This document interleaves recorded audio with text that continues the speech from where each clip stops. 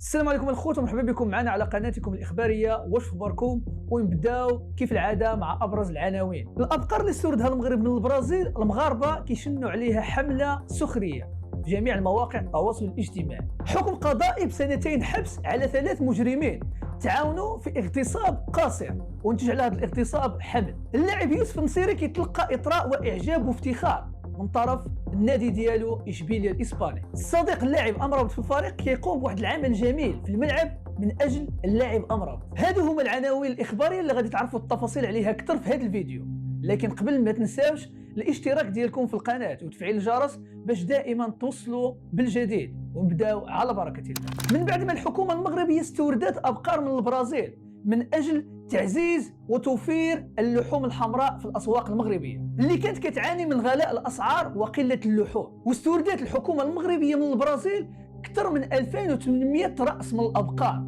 المخصصة للذبح. لكن الشحنة اللي وصلت للميناء جرف الأصفر جنوب غرب الدار البيضاء طلقوا عليها موجة من السخرية في جميع المواقع التواصل الاجتماعي، وكيشكوا على أنها سلالة برازيلية، وكيقولوا بأن هذه السلالة يمكن جات من الهند ومن الممكن أنها غادي تكون غير صحية. من بعد ما ناضت هذه الضجة في المواقع التواصل الاجتماعي، كتخرج الحكومة المغربية وكتعلق على المخاوف ديال المغاربة من هذه الأبقار المستوردة من البرازيل، بحيث قال السيد مصطفى بيطاس الناطق الرسمي للحكومة على أن جميع الأبقار المستوردة من الخارج كيتم الفحص ديالها بالتدقيق، وكذلك كيأكد على أن هذه الأبقار المستوردة من البرازيل سليمة 100%، وأن هذا المنتوج لا تساهل فيه، وأي منتوج كيدخل المغرب إلا وكيخضع للمراقبة والاختبار. أثار الحكم الصادر من غرفة الجنايات الابتدائية بمحكمة الاستئناف بالرباط على القاضي اللي حكم 2 حبس في حق 3 أشخاص كتراوح الأعمار ديالهم ما بين 25 حتى 37 سنة، وهاد الأشخاص تناوبوا في اغتصاب طفلة اللي ما كتعداش العمر ديالها 11 سنة،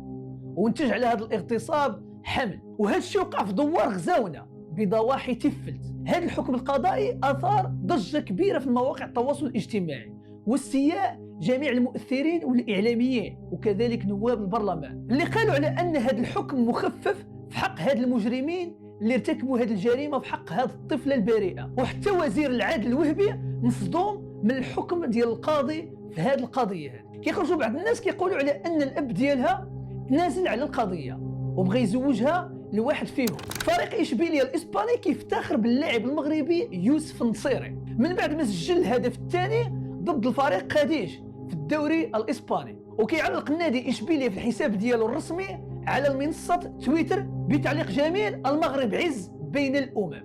وهذا الشيء كيعني به يعني يوسف النصيري. زميل اللاعب سفيان أمرابط اللي كيلعب معاه فريق فيورنتينا الإيطالي كيتعمد السقوط ديالو في الملعب بداعي الإصابة في الدقيقة 91 باش أنه يسمح للاعب سفيان أمرابط يغادر الملعب ويفطر على خاطره. من بعد اللاعب سفيان أمرابط كيكمل المباراة اللي فازوا بها ضد الفريق الإيطالي انتر ميلانو. المهم الخوت، شكرا لكم على المشاهدة ونشوفكم في الفيديو الجاي والسلام عليكم.